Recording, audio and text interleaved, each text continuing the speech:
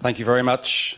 My presentation, unlike the ones before me, is going to be distinctly first industrial revolution. I don't have any slides for you. I'm just going to share a few thoughts that we have at the World Economic Forum.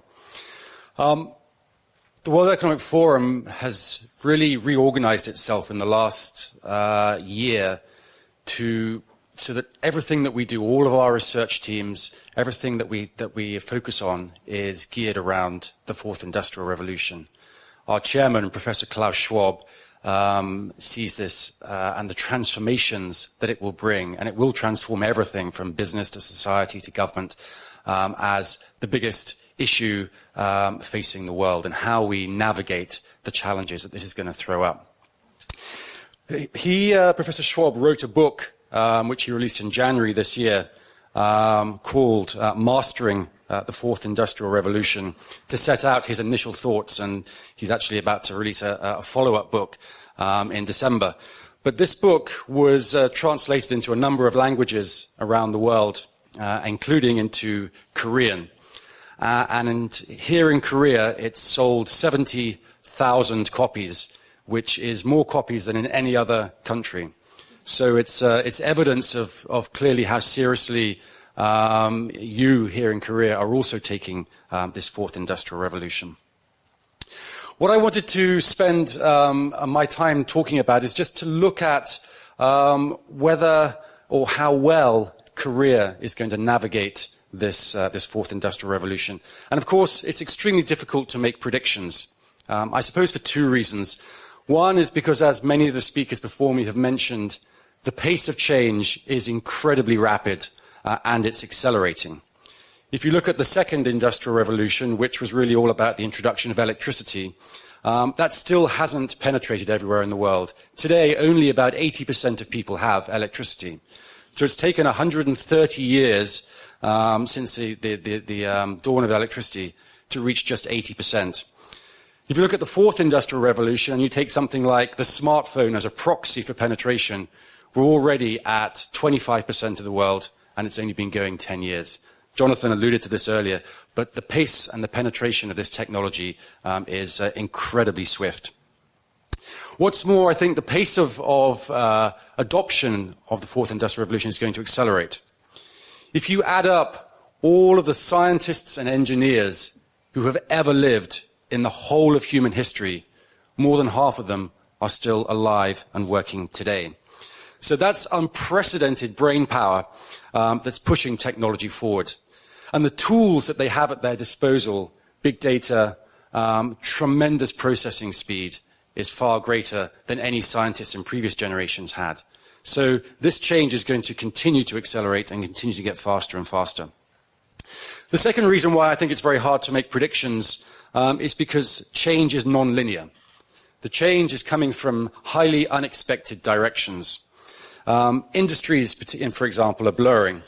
If you're a CEO looking at your competitive landscape, it's more than likely that the competitors you'll face in the future are not the ones that you faced in the past. They will come from outside of your industry. Take a look at the car industry. The big disruptors in the automobile industry are not other car companies. They're the IT firms, Google and Apple and others. If you look at a car, about 40% of the cost of a car is electronics. So a car really now is becoming a computer on wheels. And that non-linear disruptive change is another feature of this fourth industrial revolution that makes predictions particularly difficult.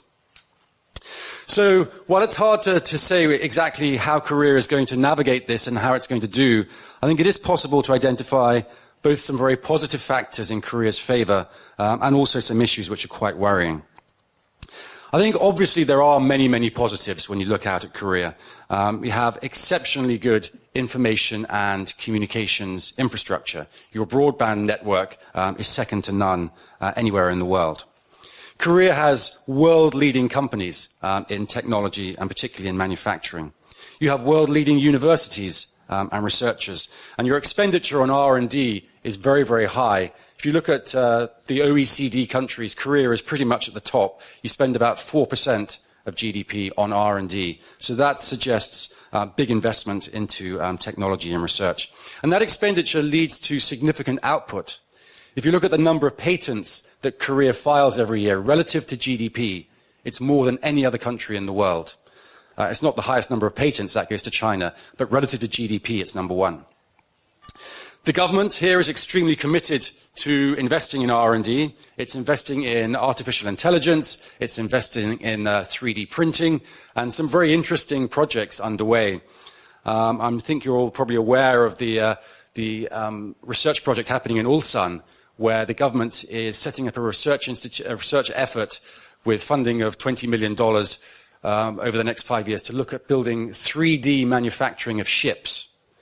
We heard about 3D manufacturing of spare parts earlier. The Chinese Navy already has 3D printers on their warships, and they use these to print spare parts as and when they need them all over the globe. But here in Korea, we're looking at 3D printing of entire ships. So there's lots of investment from the government. And Korea has lots of rich cultural assets as well, particularly Hallyu, the Korean wave, online gaming, drama, movies, pop, which is spread around the globe. So all of these assets could be harnessed to create very rich digital services. So there's an enormous amount, I think, to be very, very positive about in Korea, coming from a very strong starting point. But success in the fourth industrial revolution demands much more than all of that. The critical issue that's going to determine success in the era of the fourth industrial revolution is how flexible and how agile your economy is. How easily can it change and how quickly can it respond? It's not about the big fish eating the small fish. It's about the fast fish eating the slow fish. Industrial revolutions change economic structures, and the critical issue for whether a country survives and thrives is how quickly its economy can adapt and change. And being flexible and adaptable means embracing creative destruction, embracing change. It means exposing your companies to competition and to market forces, and nurturing an ecosystem that supports startups and entrepreneurship. In Korea, I think when you look at the corporate landscape here, it's often, I think, quite protective, and sometimes doesn't really allow the forces of creative destruction really to play their part in changing the economic structure of the country. And this is especially true for small and medium-sized enterprises. I think the government is understandably keen to make sure that the SME community does well and thrives. Because of that, they tend to offer very generous, arguably over-generous financing support and regulatory protection for many sectors. But I think this distorts the market. It causes misallocation of capital, and it means that unviable companies can continue to hobble along and survive when really they should fail and be replaced by more innovative, more productive, more successful companies. So I think the regulatory and the financial support here in Korea that's provided to SMEs actually doesn't help the country in the long run. It prevents the economy from being agile and flexible. There are other issues too, such as bankruptcy laws. It's very punishing for companies here to fail, so they tend to rather limp on rather than go through the very punishing bankruptcy process. So the economy needs to let more companies fail so that the best ones can go and continue to thrive. So embracing change, removing barriers that prevent economic restructuring in the SME sector would be, I think, a big policy priority. Of course, the government would need to put in place mechanisms to cope with this higher level of creative destruction. That means programs of retraining and also programs that would look after displaced workers. And that, of course, would mean fiscal transfers. But if you look at government debt to GDP here in Korea, it's about 35%. It's very low by global standards. So there's definitely fiscal space for the government to be able to cushion the impact of letting competition and market forces work its magic a bit more vigorously. I think greater flexibility applies just as much to the big Korean corporates as well. Some of the big Korean companies are, of course, highly exposed to global competition, and they use that competition to really drive efficiency and innovation and to be as competitive as possible. But there are other chaebol who are perhaps much less exposed to competition, a little bit protected, and I think they would benefit from being exposed to the need to change and to become more flexible as well. And in some ways that means not just the outside market, but also the internal way that they're structured. A lot of them have very rigid hierarchies and very rigid structures, and perhaps they need to become a bit looser federations and allow the divisions and the elements within their corporations to move about and to reform and to be a bit more flexible and agile in response to the changing conditions outside the company. Another area where flexibility, I think, is very much needed in Korea to navigate the fourth industrial revolution is the labor market. We've heard other speakers allude to it before this morning, but the labor market here in Korea is not flexible. The World Economic Forum produces a global competitiveness index every year where we rank countries around the world on a whole range of different indicators for how competitive they are. And Korea scores pretty well on many of them, but there's one area where it scores very poorly, and that is labor market flexibility. So Korea is ranked 86th in the world, which is obviously far lower than you'd expect for an economy of the type that we find in Korea. Related to the labour market, I think there are also important issues around education and training. And again, some of the speakers earlier have already alluded to this. Korea generally scores very highly on the quality of its education, but I think maybe what is taught needs to change. And Jonathan mentioned this, not just teaching you skills and knowledge, but teaching you how to learn, how to adapt, how to change, so that workers, when they come out of the education system, aren't just stuck with one set of skills. They know how to re-educate themselves all the way through their life. We need to have lifelong learning programs, lifelong training. And again, as Jonathan mentioned, Korean companies tend to underinvest in training relative to other countries around the world. And perhaps there's a role for government here to change the incentive system so that companies are more incentivized to invest in upgrading their workforces on a continual basis. I think another area where the Korean economy will need to be more flexible and adaptable is in its underlying economic model. It's very well documented that your economy here has grown up as a powerhouse of manufacturing, very export-focused, export-driven. Manufacturing accounts for about 30% of your GDP, which is very, very high. The global average is about 15% of an economy is manufacturing. So very, very high reliance on manufacturing. And this, of course, has been a huge source of strength for Korea over the years. But massive change is coming under the fourth industrial revolution. In particular, the models that drive manufacturing are going to change. And again, we heard some commentary on this earlier. I think global value chains are going to become much, much shorter. Manufacturing is going to be done much closer to final demand in local markets rather than in centralized global locations fueling global supply chains. The opportunities for mass customization of products rather than batch production are growing. And so as that mass customization takes hold, again, we're going to see more localized manufacturing rather than global. The nature of trade is also changing. We're seeing the rise of trade in services and virtual goods, digital goods, rise of trade in intellectual property, ideas rather than just physical goods. And in future, I think it's going to be increasingly the case that companies no longer sell finished goods in the way that they do today. Instead, companies will sell design and blueprints and ideas, and those designs and blueprints will be converted into products at the end in the local markets. So basic materials will be traded in the future. Ideas and designs and blueprints will be traded, but final goods will not in the same way because they'll be manufactured at the end in the final markets themselves. And there are many, many fascinating examples of this democratization of manufacturing. A very interesting one comes from DHL Deutsche Post. It's a German company, logistics company. They do all the post and courier services in Germany. And this is not a manufacturing company. This is a services company, logistics. But they have just recently started manufacturing their own delivery vans. And they have very specific needs for the design of these vans. And they felt that they could make them themselves. So they buy all the components off the shelf, and then they put them into a big warehouse, and they build these vans themselves. Their delivery vans used to be made by Volkswagen. Now Volkswagen is no longer involved, and DHL is just building them itself by buying these sort of standardized components. So it's an example of how manufacturing is really changing in dramatic ways.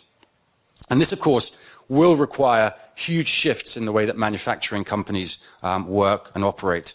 Korea does have a head start in this because you're already so strong in manufacturing, but the future of manufacturing is going to change, and the nature of exports is going to change, and that is going to have profound impact on your industry here. I think more fundamental in this sort of economic shift is the need to rebalance away from this heavy reliance on manufacturing and an embrace of service industries. Growing the services sector in Korea is going to be critical. And just as you have an over-reliance, if you like, on manufacturing, you have an under-reliance on services. Services here are about 60% of GDP. Globally, the average is about 70%. In America, services are about 80% of the economy. And because I think manufacturing has been such a critical part of the development and success story of Korea, it's going to be very hard to move away from that old model. It's going to require a huge mindset shift. And I think Korea is going to find it hard to give up some of its reliance on manufacturing and to embrace services, given what an important role manufacturing has played in the past. But it's clear that future job growth is going to come from services. Future job growth will not come from manufacturing. Globally, the manufacturing sector has been losing jobs consistently for many years now, and that trend is going to continue. If you want to employ people in the future, it's going to be in the services sector. And I think under the fourth industrial revolution, we're going to see huge changes in things like healthcare and financial services and communications and entertainment and so on. And Korea needs to be ahead of these changes. It needs to be taking part in this revolution of the services sector and not overly relying on its manufacturing sector as it has in the past. There are many issues that need to be addressed to make services a viable, vibrant part of the Korean economy. I think one important area is deregulation and allowing greater competition. Many service sectors are still quite protected, so that needs to be opened up to creative destruction, market forces. Another area is research. I mentioned that Korea spends a lot on research, but almost all of it goes into manufacturing, and very little of your research budget goes into developing service industries. So that needs to change. As someone mentioned earlier, Korea very, very strong on hardware, but not so strong on software, and that's sort of emblematic of that bias. One final area to mention is Korea's legal and regulatory environment. I mentioned already that the fourth industrial revolution is going to see significant rise of trade in virtual goods, trade in ideas and intellectual property.